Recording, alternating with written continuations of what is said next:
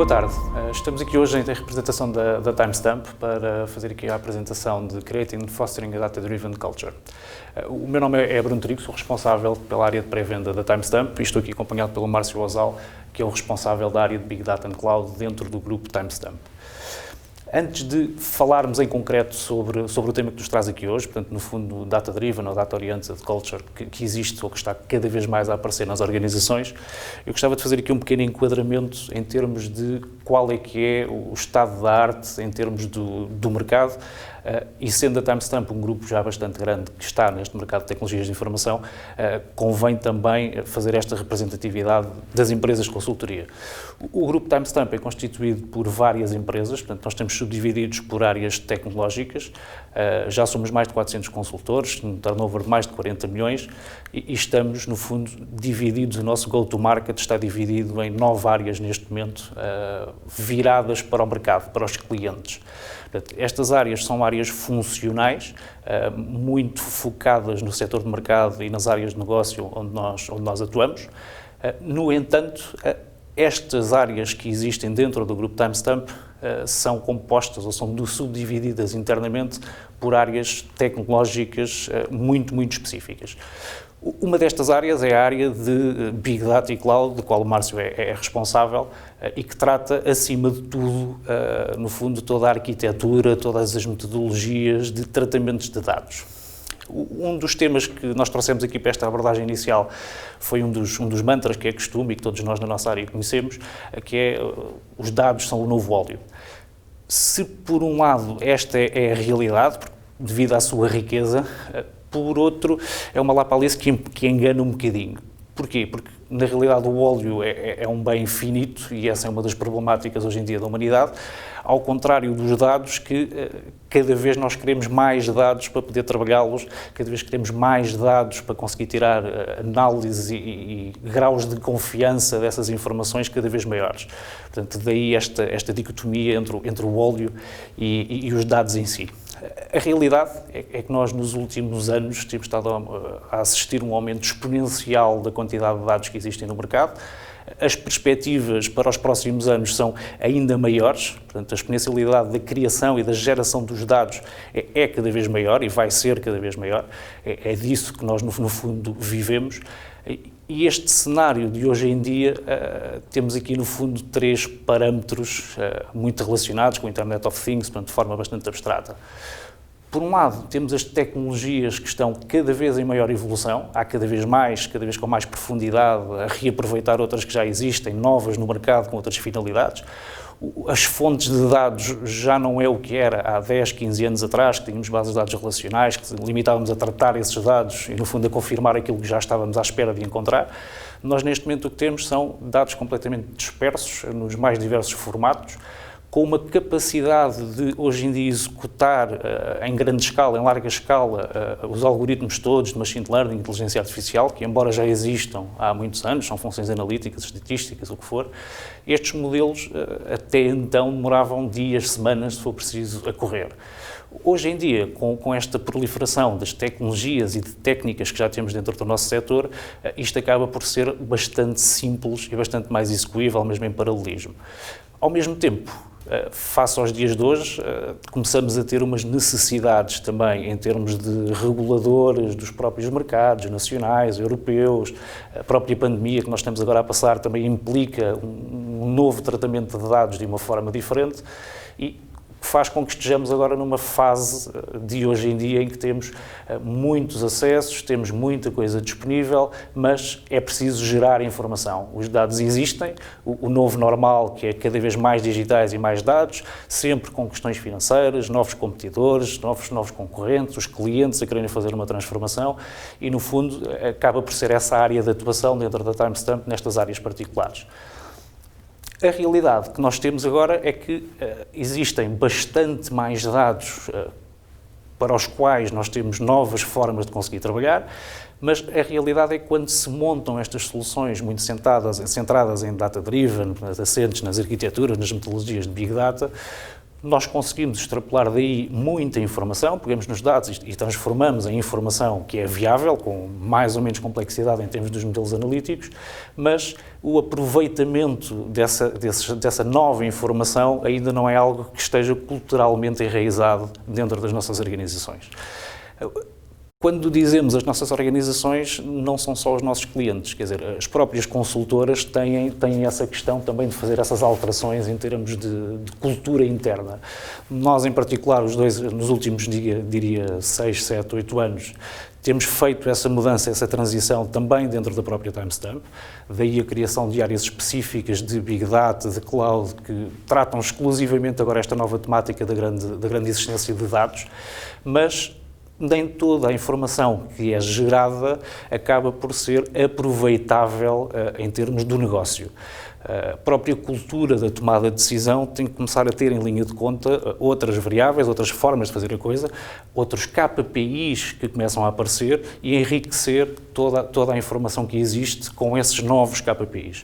São KPIs que não são tradicionais, são novos, são explorativos e daí essa necessidade de os grandes órgãos de decisão terem que começar a confiar um bocadinho mais nestes novos dados, nesta nova informação. E para isso é preciso ver aqui alguma garantia da qualidade daquilo que estamos a tratar, daquilo que estamos a executar e que esses modelos realmente estão bem aplicados, porque um dos grandes problemas que existe nesta área é que qualquer modelo dá resultados. Se depois são ou não corretos, tipicamente são modelos preditivos, só mais tarde é que se vai ver, portanto isso pode ter aqui um custo de investimento relativamente grande. Portanto, daí a questão dos dados serem o novo óleo é no sentido da riqueza que isso pode trazer para as organizações. Para garantir toda esta parte até à tomada de decisão, nós no fundo dividimos aqui em 3 áreas. Portanto, a área da recolha de informação, que pode ser nos mais diversos formatos, a parte de tratar os dados, de os qualificar, de os classificar para conseguirem ser, no passo seguinte, serem lidos e tratados e gerar informação mais avançada, o Deep Analytics, Advanced Analytics e tudo mais.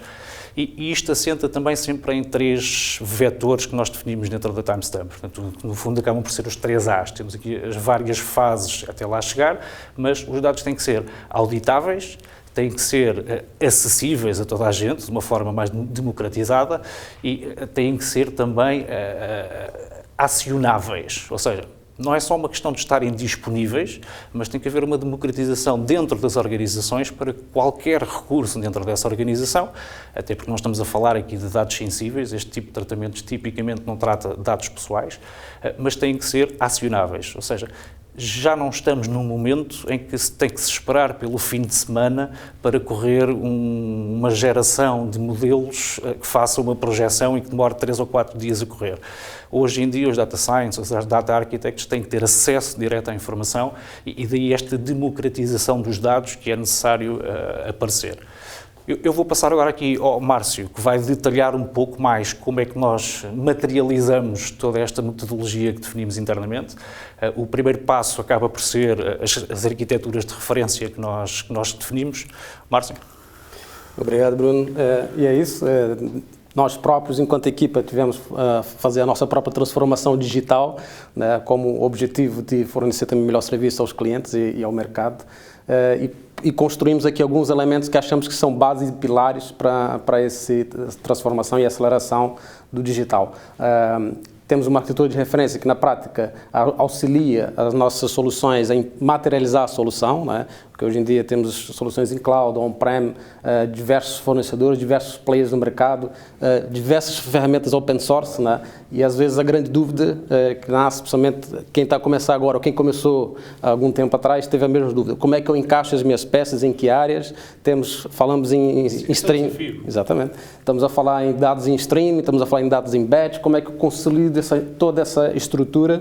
E, por um lado, tem que garantir o governance desses dados, a segurança, o desempenho, por isso, temos uma arquitetura de referência que, na prática, espelha isso. E, por outro lado, temos uma metodologia que implementamos, portanto, se materializamos, por um lado, a infraestrutura, a tecnologia, por um lado, temos que ter os passos a caminhar para essa cultura de dados, não é? Portanto, na prática, a arquitetura de referência cobre todas as áreas que são necessárias na parte de exploração de dados, né? Seja de fast data, hoje em dia falamos muito em microserviços, né? Onde os eventos geram muita informação. Como é que eu encaixo essas peças, as tecnologias, as soluções nessa arquitetura, né? e consigo materializá-la. Por outro lado, temos uma metodologia que vai auxiliar na tal democratização dos dados, como falaste bem, que hoje em dia, a tecnologia não está simplesmente na área de TI, estão nas áreas de negócio, porque as áreas de negócio é que realmente conhecem o negócio. Portanto, temos uma camada onde business understanding, portanto, para entender o negócio, entender os dados, né, fazer uma primeira exploração dos dados e a preparação dos dados.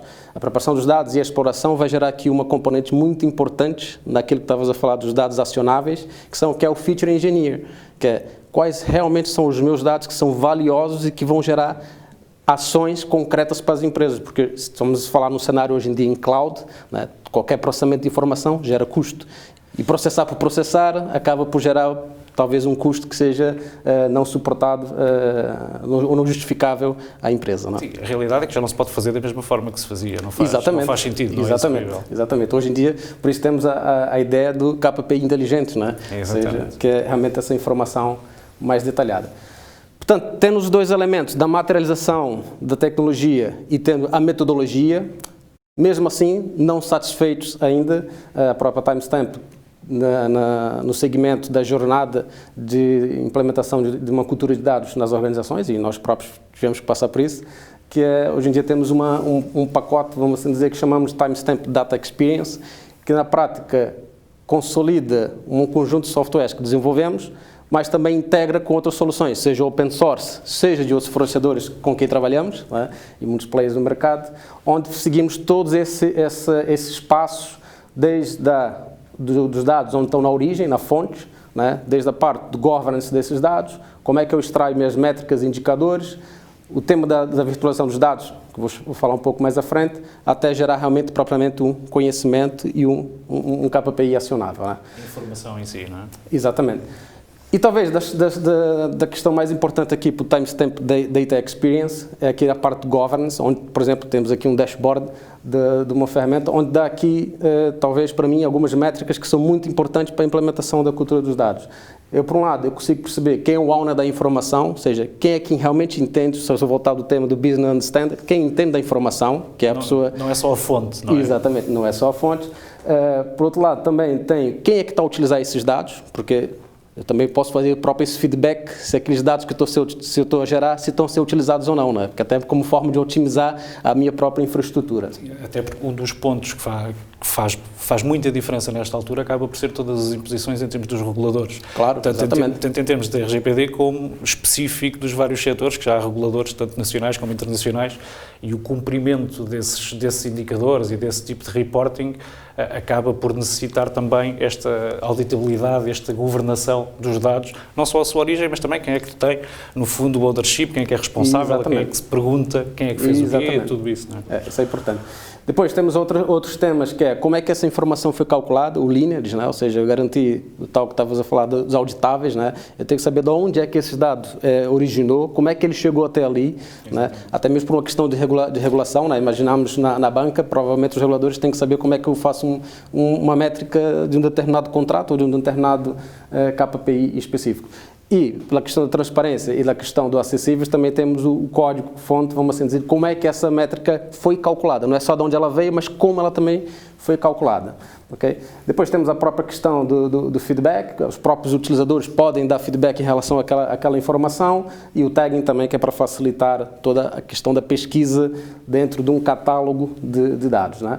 Na parte de integração e exploração de dados, temos vários módulos, e lá está, os módulos aqui podem variar conforme os fornecedores e solução que podemos implementar, mas em Big Picture, vamos assim dizer, temos esses módulos todos que achamos interessantes e que complementam essa solução da parte da exploração, seja desde a origem dos dados, toda a parte da gestão dos data sources, como é que eu faço o meu query management, o storage, porque hoje em dia eu tenho informação, hoje em dia com quantidades de ferramentas para armazenar dados, sejam bases de dados, file systems, object storage, o importante é armazenar associado com o custo, não é? Sim, até porque lá está, quer dizer, um dos pontos desta cultura dos dados, digamos, está muito relacionada diretamente com a camada de integração, não é? Porque Exatamente. nós cada vez mais queremos trabalhar os dados de uma forma não em batches, ou seja, não programável, portanto queremos trabalhar os dados em real time.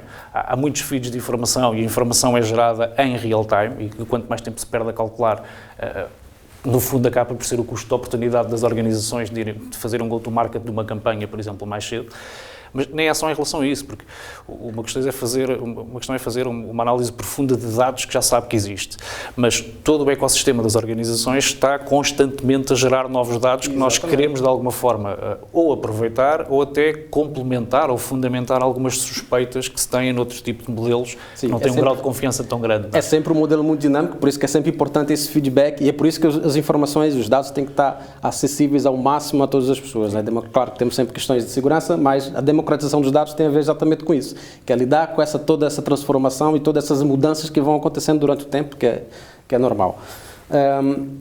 Depois temos sempre a questão do Data Visualization, que aqui o Data Virtualization entra como uma peça basilar, porque hoje em dia é importante que eu tenha, se eu quero democratizar os dados, eu não posso inibir a forma com que as pessoas sabem aceder a essa informação. Se sabem via query, se sabem via Python, se sabem via uma outra linguagem de programação qualquer, elas têm que chegar àquela informação da maneira que saibam fazer e não têm que se preocupar com questões técnicas, se meu drive liga aquilo, se aquilo não se conecta, por isso toda essa questão da integração. No fundo há uma frase que é tradicional também, muitos de nós já ouvimos, que é esta parte da arquitetura de dados, agora muito assente nestas arquiteturas e metodologias de Big Data, é tão complexa ou tão profunda, é o que for, é o tão necessário que seja para toda a parte de acesso e exploração dos dados ser o mais simples possível. Claro. Porque um dos grandes objetivos deste Data-Driven Culture passa exatamente por isso, que é, existem arquitetos, engenheiros, chamemos o que quisermos, de dados, de cloud, de arquiteturas, de formas de fazer as coisas, mas a exploração tipicamente fica a cargo dos nossos clientes. Nós somos uma consultora, portanto, muitas vezes pedem-nos para sermos nós a fazer os KPIs, as primeiras abordagens, ou os modelos analíticos um bocadinho mais avançados, mas normalmente o que fazemos é dotar o cliente da capacidade depois de fazer essas análises. Claro. Damos formação, ensinamos, tudo mais, mas essa parte, que é a parte da geração de indicadores para a tomada de decisão do próprio negócio, tanto operacional como estratégica, não tem a ver sequer com os prazos, acaba por ficar muito delegada do lado dos clientes. Portanto, é importante que nós, enquanto indústria de TI, setor de TI, também que abordemos esta cultura mais cedo, porque é algo que temos que transmitir aos nossos clientes. Os clientes têm necessidades de negócio, portanto, cabe-nos a nós, no fundo, conseguir dotar o cliente de qual é que é a melhor resposta tecnológica para eles depois serem o mais autónomos possível. Não é? Exatamente. Por isso, com isso tudo, nosso objetivo dos 3 elementos, desde a arquitetura de referência, desde a metodologia e desde um pacote que chamamos de Data Experience, onde realmente cuidamos do dado inteligente, do KPI inteligente, ou seja, do dado que realmente vai trazer algum resultado. Pronto, faço a pergunta se realmente faz sentido isso tudo e se dessa forma conseguimos fazer uma compactação do Big Data em Small Data, mas em dados acionáveis. A resposta é óbvia, não é? Conceptualmente e em termos de metodologias, tudo aquilo que nós vamos fazendo, o facto de só estarmos a usar parte dos dados que uma determinada organização tem, é demasiado limitativo, quer dizer, isto é o tradicional, é daí que nós vimos, não é? Em que tínhamos data warehouses bastante estanques, cada vez que era preciso alterar qualquer coisa num report, era um rol de trabalhos bastante grande, e hoje em dia já não é? Quer dizer, claro. O conceito das arquiteturas e das metodologias de Big Data tiram proveito de tudo que é a nova forma de trabalhar, mais agile, tudo integrado com DevOps, portanto, o facto de se fazer qualquer coisa nova, e tu dividiste bem as várias fases, não é? Para mim há 2 fases que são importantíssimas, que é a parte da recolha e da ingestão dos dados e toda essa correlação e tratamento dos dados dentro do próprio Data Lake, e depois é a segunda fase, que é a fase realmente da engenharia dos dados, que é até chegar aos modelos. Eu, em particular, e até produzir realmente valor à empresa, não é? Sim, quer dizer, e há vários exemplos. Por muito que uma organização esteja a trabalhar os seus dados, pode sempre complementar com dados que não está à espera, não é? Nós temos os feeds das redes sociais e tudo mais. Uma empresa que queira lançar uma campanha, convém perceber qual é que é o melhor horário. Aliás, há estudos de mercado que o provam, em que o lançamento de grandes jogos, por exemplo, que tem um mercado muito grande e uma expressão muito grande, foi lançado na altura errada e só por isso foi um investimento de milhões que foi perdido. Era só ter, no fundo, esses findings e perceber que não era o melhor momento. Portanto, eu diria que não faz sentido. O conceito de Big Data é exatamente o oposto. Podemos analisar um bocadinho, mas usamos tudo o resto que está à volta. Não é? Por isso, exatamente. Acho que é por aqui. Resta-nos, no fundo, despedir. Sim, estamos disponíveis. Exatamente. Agradecer o convite, antes de mais, também. E a nossa total disponibilidade para detalhar qualquer tema que seja necessário aqui ou noutro fórum. Não é por aí. Obrigado. Obrigado.